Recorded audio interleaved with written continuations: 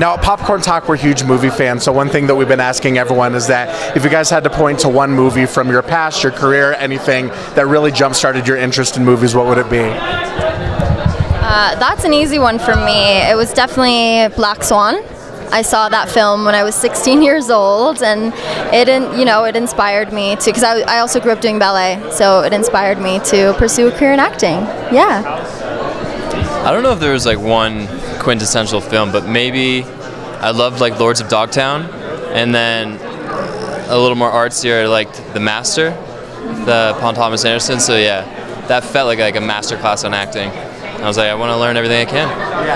Yeah. And Lord of Sunshine is such an interesting kind of concept for a movie. What were your guys' experience on set making something like so kind of happening? It was so fun. It was so comfortable. Genuinely so fun, because it was like, we're all friends too. We kind of have like a little creative collective going. So it was 2 days of all of us in a house together, just cracking jokes. And I think that's why it translated as a comedy too, is because it was just genuinely the best time.